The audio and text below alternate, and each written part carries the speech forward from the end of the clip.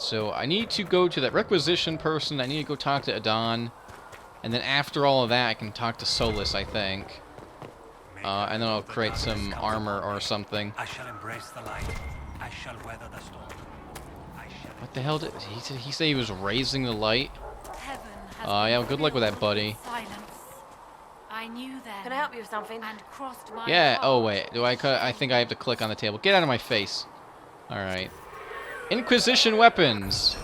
Although I don't know if I had to make them, then who are all those people fighting with over there? Heaven has been filled with silence. All right. Let's go talk. You know what? I'm gonna go here first because Solus is gonna be over there.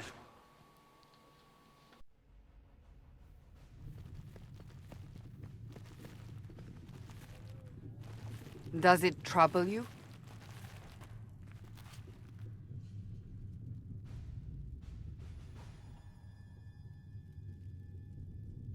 I just wish I knew what it was, or how I got it.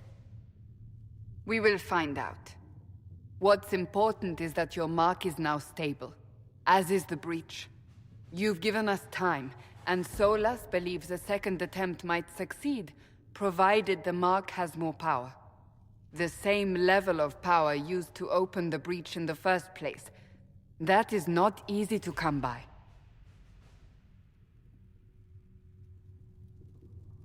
Couldn't that kind of power just make things worse? And people call me a pessimist.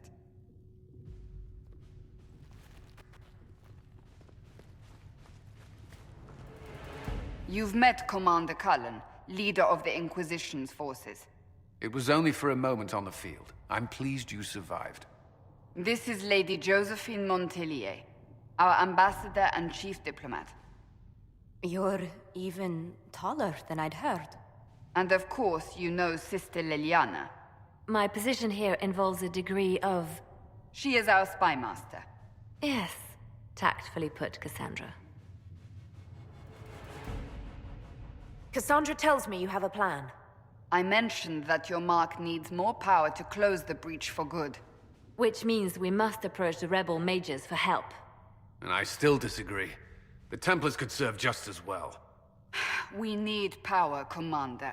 Enough magic poured into that mark. Might destroy us all. Templars could suppress the breach, weaken it, so... Pure speculation. I was a Templar.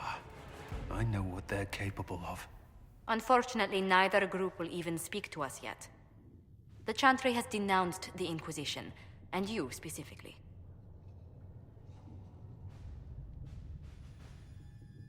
Can't you simply ignore them? If only that were possible.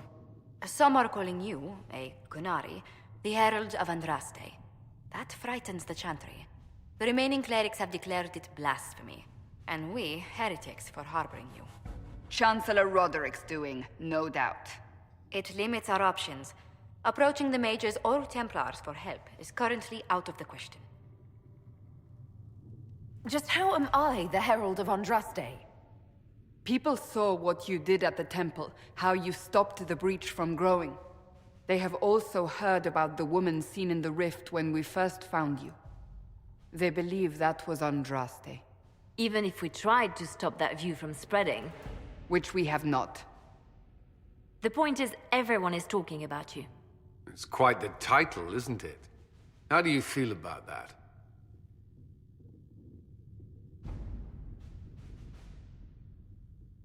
I'm no herald of anything, particularly not Andraste. I'm sure the Chantry would agree. People are desperate for a sign of hope. For some, you're that sign. And to others, a symbol of everything that's gone wrong.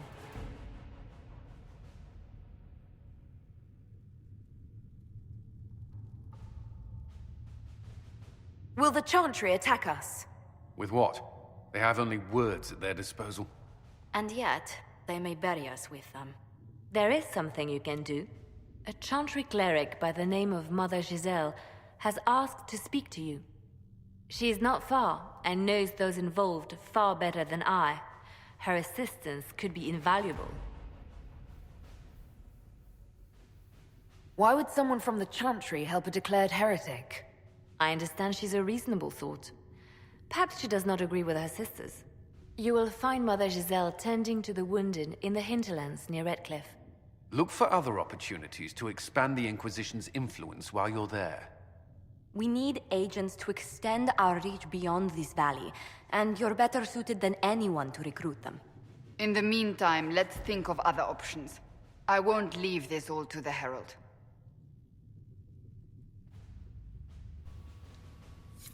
Operations. The war table allows you to apply the power of the Inquisition throughout Relay and Ferelden. Mother Giselle is in the hinterlands, which can be found on the Ferelden side of the table. Okay. War table. Unlock new areas. Explore scouting operations. Yeah, gee, I have so many options, but I don't want to do that right now. I can't back out. I have to scout it first. Is that what you're saying? Okay, I guess We so. are garnering interest from the capital. You're not pleased? I am not convinced we are prepared for the full scrutiny of Val Royeaux. Oh, well, Val Royeaux can shove it, right?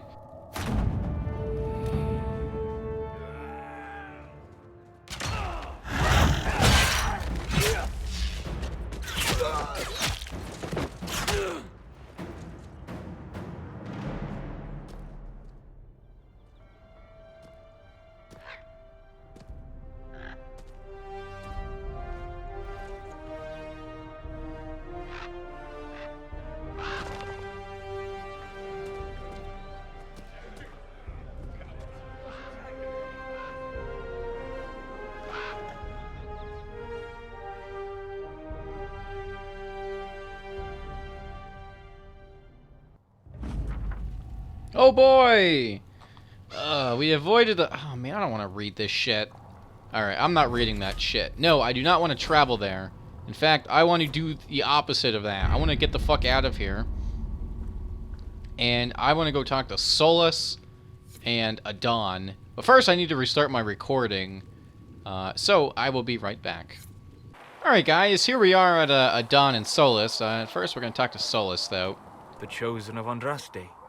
A blessed hero sent to save us all. I've no interest in being a hero. All I want is to find a way to seal this breach. Pragmatic, but ultimately irrelevant. I've journeyed deep into the Fade in ancient ruins and battlefields to see the dreams of lost civilizations. I've watched as hosts of spirits clash to reenact the bloody past in ancient wars both famous and forgotten. Every great war has its heroes. I'm just curious what kind you'll be.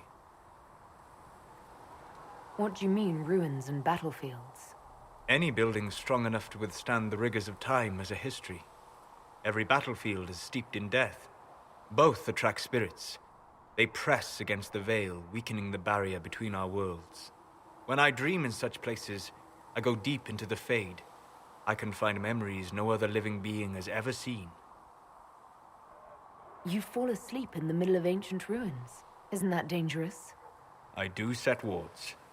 And if you leave food out for the giant spiders, they are usually content to live and let live. Oh, yeah? Yeah, well, somebody should have told that to the champion of Kirkwall, huh?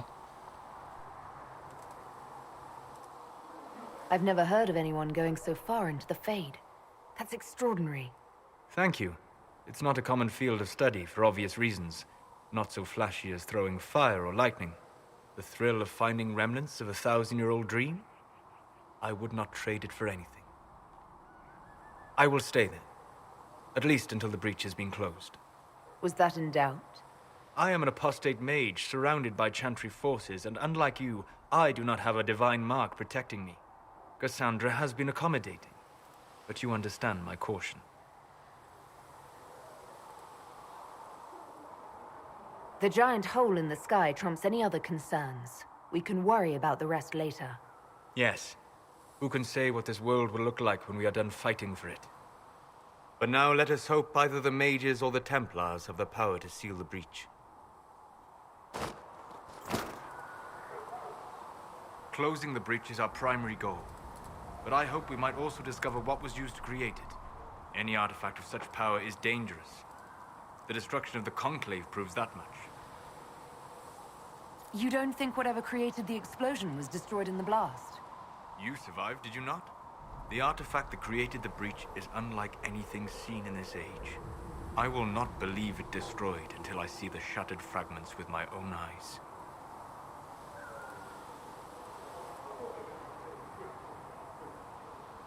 We can't afford distractions. We must focus on sealing the breach. Yes, as I said, that is our primary goal. It's a moot point regardless. Liliana's people have scoured the area near the blast and found nothing. Whatever the artifact was, it is no longer there. In any case, did you need me for anything? What do you know about the Fade? A great deal from my wanderings. There are few hard facts, but I can share what I have learned. I'd like to know more about the breach. Simply put, it is a tear in the veil between this world and the Fade, allowing spirits to enter the world physically. Small tears occur naturally when magic weakens the veil, or when spirits cluster at an area that has seen many deaths. But your mark allows you to exert some control over the breach. That means it was created deliberately. I'd like to know more about the veil. Circle mages call it a barrier between this world and the Fade. But according to my studies in ancient elven lore, that is a vast oversimplification. Without it, imagine if spirits entered freely. The Fade was not a place one went, but a state of nature like the wind.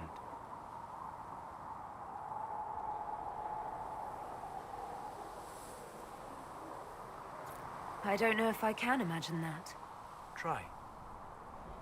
Imagine if spirits were not a rarity, but a part of our natural world.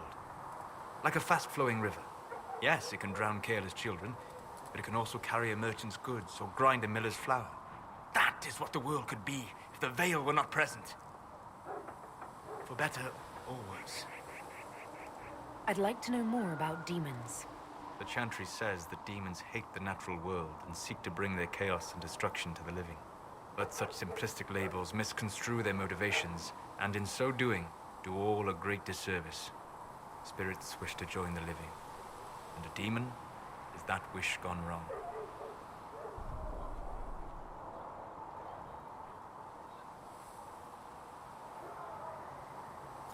It doesn't matter why they attack us. Of course it does. The dog that bites you because it is rabid is not the dog that bites you because it is starving. You may kill either, but one is just a few scraps of meat away from being your faithful servant. We'll talk later. Goodbye. Greetings. I'd like to know more about you, Solus. Why? You're an elven mage. Not from the Circle, not Dalish. You're an unknown element. If I'm to trust a self-taught apostate with my life, I need to know more about him. I don't see myself as self-taught. But then, since I have not told you, you'd have no way of knowing that. All right. What can I tell you? What made you start studying the Fade? I grew up in a village to the north. There was little to interest a young man, especially one gifted with magic. But as I slept, spirits of the Fade showed me glimpses of wonders I had never imagined. I treasured my dreams. Being awake, out of the Fade, became troublesome. Did spirits try to tempt you? No more than a brightly colored fruit is deliberately tempting you to eat it. I learned how to defend myself from more aggressive spirits, and how to interact safely with the rest. I learned how to control my dreams with full consciousness. There was so much I wanted to explore. I gather you didn't spend your entire life dreaming. No. Eventually, I was unable to find new areas in the Fade. Why? 2 reasons. First, the Fade reflects the world around it. Unless I traveled, I would never find anything new. Second, the Fade reflects and is limited by our imaginations. To find interesting areas, one must be interested. Is this why you joined the Inquisition? I joined the Inquisition because we were all in terrible danger. If our enemies destroyed the world, I would have nowhere to lay my head while dreaming of the Fade. Well, it's not the worst reason I've heard to go out and enjoy life. I'm glad to hear it. In truth, I have enjoyed experiencing more of life to find more of the Fade. How so? You train your will to control magic and withstand possession. Your indomitable focus is an enjoyable side benefit. You have chosen a path whose steps you do not dislike because it leads to a destination you enjoy. As have I. You said you'd traveled to many different places. This world, or its memory, is reflected in the Fade. Dream in ancient ruins, and you may see a city lost to history. Some of my fondest memories were found in crumbling cities, long picked dry by treasure seekers, the best of the battlefields. Spirits press so tightly on the veil that you can slip across with but a thought. Any place in particular? I dreamt at Ostagar. I witnessed the brutality of the Darkspawn and the valor of the Ferelden warriors. I saw Alistair and the hero Ferelden light the signal fire, and Logain's infamous betrayal of Kaelin's forces. I've heard the stories. It would be interesting to hear what it was really like. That's just it. In the Fade, I see reflections created by spirits who react to the emotions of the warriors. One moment, I see heroic wardens lighting the fire, and a power-mad villain sneering as he lets King Kaelin fall. The next, I see an army overwhelmed and a veteran commander refusing to let more soldiers die in a lost cause. And you can't tell which is real? It is the Fade. They are all real. Have you always traveled and studied alone? Not at all. I have built many lasting friendships. Spirits of wisdom, possessed of ancient knowledge, happy to share what they had seen. Spirits of purpose helped me search. Even wisps, curious and playful, would point out treasures I might have missed. I don't know of any spirits by those names. They rarely seek this world. When they do, their natures do not often survive exposure to the people they encounter. Wisdom and purpose are too easily twisted to pride and desire. You're saying that you became friends with Pride and Desire demons? They were not demons for me. Meaning? The Fade reflects the minds of the living. If you expect a spirit of wisdom to be a pride demon, it will adapt. And if your mind is free of corrupting influences, if you understand the nature of the spirit, they can be fast friends.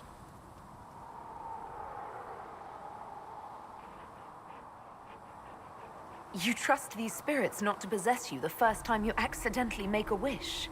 Do you trust your friends not to turn on you? Well, yes, but they're people. Ah, of course. You know what I mean. Are people only people because they are flesh and blood? Is Cassandra defined by her cheekbones and not her faith? Varric by his chest hair and not his wit?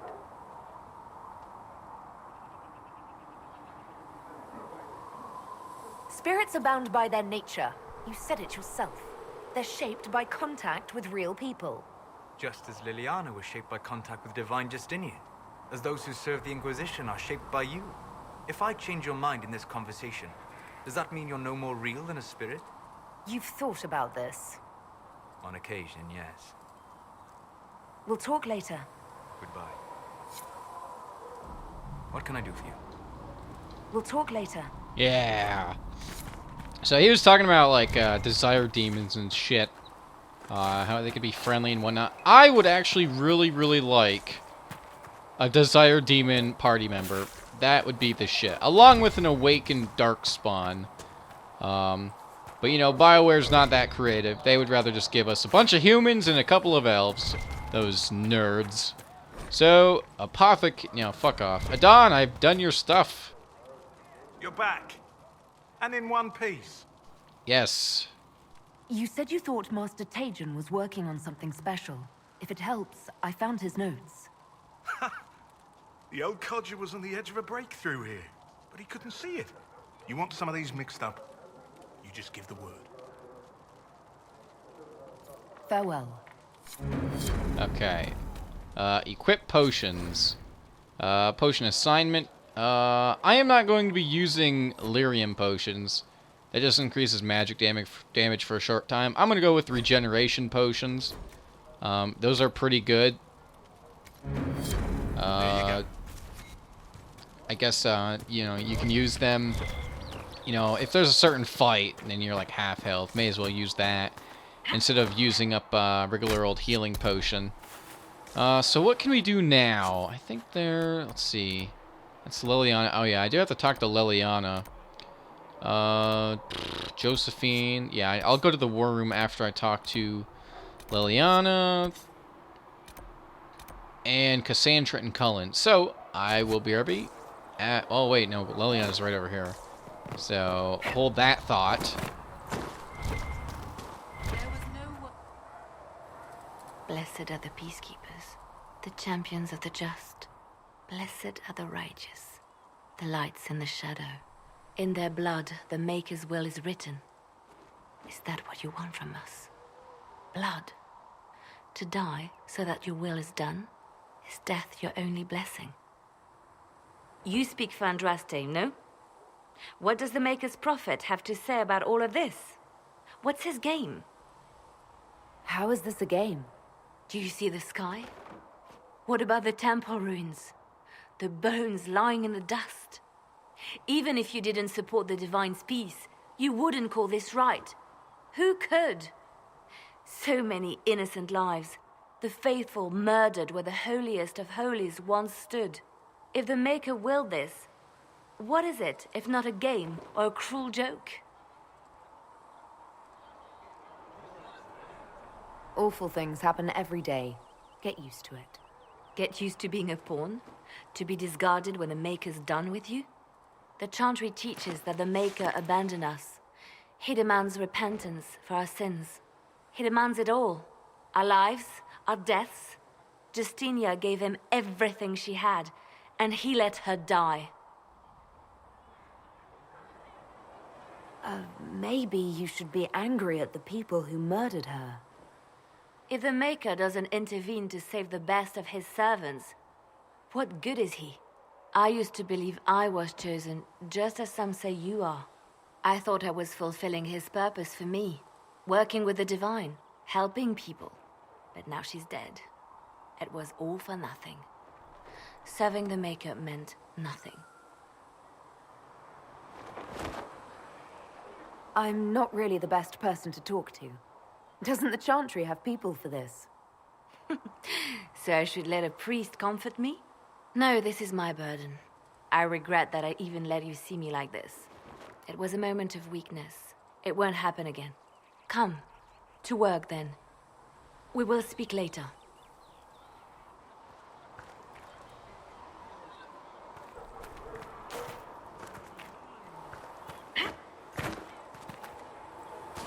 So it's true. Butler has stand on us. I hope my hunch was wrong. You knew him well? Not as well as I thought. Show me the reports.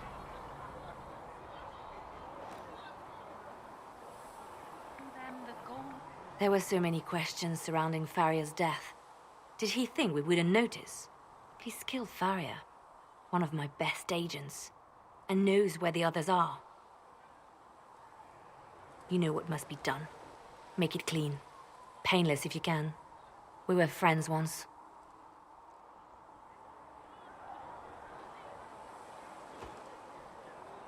It will be done. I'm sorry you had to see that. Trust me. Everything I do is to protect our interests. Now, if you're happy, I have more work to do.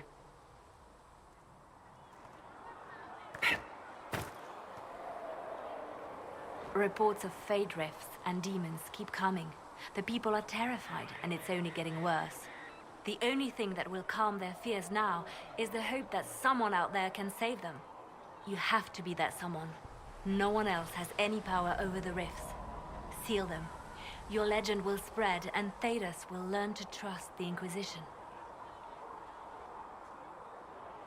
Why do you want me to seek out the rebel mages? Why do you care? I've known mages. Some of them were better people than me. And yet I'm free and they're not. It's not right. They called you the left hand of the Divine. That they did? What of it? What is the point of an Inquisition? Justinia would have started the Inquisition if the Divine Conclave failed to restore peace. She hoped that with enough support, we could challenge the very tenets of the Chantry. She wanted the Chantry to treat the mages fairly. But sometimes I wonder, why stop at mages? The Chantry has committed many injustices. If we're going to change it, why not change the whole thing? It's just a thought. None of this will be possible if we fail. Are you saying we'll fail without the Divine? I'm saying I thought it would be her leading us. Nothing more. I could use the left hand of the Divine at my side out there. Every agent out in the world is my eyes, my ears, my blade. Wherever my people are, I am also. Coming with you, leaving my post, would blind and bound me. Do you see? What exactly does the left hand of the Divine do? A divine always has enemies, and Justinia had more than most. I protected her. I watched, had an ear to every door. I identified threats, and I dealt with them. Why did Justinia have so many enemies? There were many who felt she was unfit to be divine. She had a past, a worldly life. Unlike many, she wasn't given to the Chantry as a child. She chose it, and somehow that made her unworthy. And because they thought she was unworthy, they wished her harm. So you were her spy master too? I handled difficult situations that couldn't be resolved through more delicate means. I'd like to hear about Justinia. What was she like? A friend. A mentor. Like me, she had secrets, made mistakes. It made her human. I think her followers responded to that. Was there something more than friendship between you? You're asking if we were lovers? Typical. I was devoted to her, therefore it must be romantic. Love is common. Love is simple. My bond with Justinia was something greater. She was a sister, a mother, a teacher. So to answer your question, yes, it was more than friendship. How did you and Justinia meet? I met her a long time ago, before she became divine. Before she was Justinia. When I met her, she was Mother Dorothea. I was at my lowest. Broken, lost. And she saved me. No, wait. She hates it when I say that. I saved myself. She just showed me it was possible. We'll talk more later. Yes? Let's talk about you. Me? Bards tell tales. I bet you tell some good ones. There are plenty of tales in the library. Perhaps you should look for them there.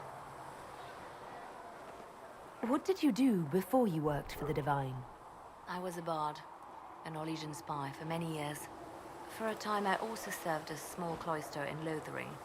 After the Blight, the Divine called on me to oversee her personal network. Can you teach me to be a bard? Being a bard is so much more than being a spy. It involves a keen understanding of politics, the ebb and flow of influence, the great game. The bard's is an intricate dance where a smile can be sharper than any dagger.